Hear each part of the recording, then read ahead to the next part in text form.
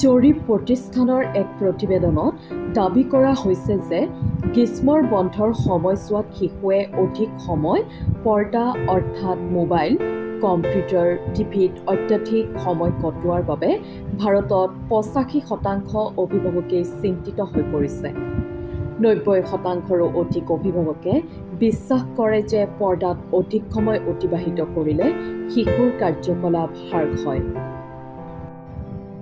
Video' streaming platform আমাজনৰ বাবে কণ্টাৰে কৰা এক জৰীপ অনুসৰি বেছিভাগেই বিশ্বাস কৰে যে ২ ঘণ্টাতকৈ কম সময় পৰ্দাত অতিবাহিত কৰিলে তেওঁলোকৰ সন্তানৰ একো ক্ষতি নহয়। অৱশ্যে ৬৯% লোকে নিশ্চিত কৰিছে যে তেওঁলোকৰ সন্তানে প্ৰতিদিনে পৰ্দাত ৩ ঘণ্টাতকৈ অধিক সময় অতিবাহিত কৰি আছে।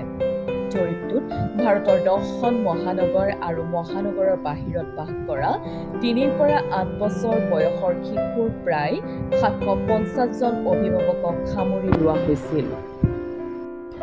এই জৰীপৰ প্ৰতিবেদন অনুসৰি প্ৰায় ৯৬% অভিভাৱকে তেওঁলোকৰ সন্তানক নতুনকৈ কিবা শিকা আৰু আমোদজনক কাৰ্যকলাপত নিয়োজিত ৰাখিবলৈ মোবাইল, কম্পিউটাৰ, টিভিৰ পৰা মুক্ত কৰাৰ কৌশল বিচাৰি আছে। কণ্টাৰৰ ইনচাইট বিভাগৰ কাৰ্যবাহী পৰিচালনা সঞ্চালক দীপেন্দ্ৰ ৰাণাই কয়, শিশুসকলে নতুন বস্তু শিকিবলৈ আগ্ৰহী আৰু তেওঁলোকে শিকাৰ প্ৰক্ৰিয়াটো উপভোগ কৰিবলৈ বিচাৰে। গ্ৰীষ্মৰ বন্ধৰ সময়ত অভিভাৱকসকলৰ বাবে তেওঁলোকৰ সন্তানক ব্যস্ত ৰখাটো এক ডাঙৰ প্ৰত্যাহ্বান। জৰীপ অনুসৰি অভিভাৱকসকলে শিশুৰ পৰ্দাৰ সময় হ্ৰাস কৰিবলৈ বিচাৰে যাতে পৰ্দামুক্ত কাৰ্যকলাপে শিশুসকলক নতুন দক্ষতা আহৰণত সহায় কৰিব পাৰে। অভিভাৱকে এই কৌশল অৱলম্বন কৰি সন্তানৰ অভ্যাস সলনি কৰিব পাৰে। সন্তানৰ সৈতে বহিবলৈ আৰু তেওঁলোকক নতুন বস্তু শিকাবলৈ নিজে ব্যস্ত হওক। আপুনি তেওঁলোকক বিভিন্ন কাৰুশিল্পত নিয়োজিত কৰি মোবাইল, টিভিৰ আসক্তিৰ পৰা মুক্ত কৰিব পাৰে। আপোনাৰ সন্তানক তেওঁলোকৰ প্ৰিয় কিতাপ পঢ়িবলৈ দিব।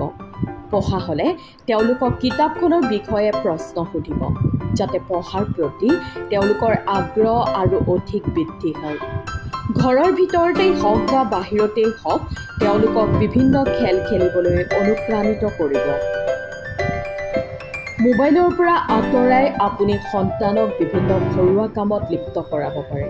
এনে কৰিলে তেওঁলোকে নিজৰ কাম নিজেই কৰিবলৈ শিকিব, যি তেওঁলোকৰ ভৱিষ্যতৰ বাবে যথেষ্ট সহায়ক হ'ব।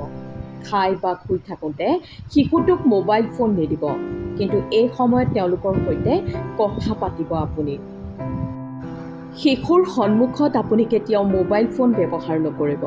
আপুনি ব্যস্ত থাকিলে তেওঁলোকৰো মোবাইল ফোনৰ প্ৰতি আগ্ৰহ বৃদ্ধি হৈ গৈ থাকিব। তদুপৰি আপোনাৰ মোবাইল লক কৰি ৰাখিব, যাতে আপোনাৰ সন্তানটোৱে ইয়াক অত্যধিক ব্যৱহাৰ কৰিব নোৱাৰে।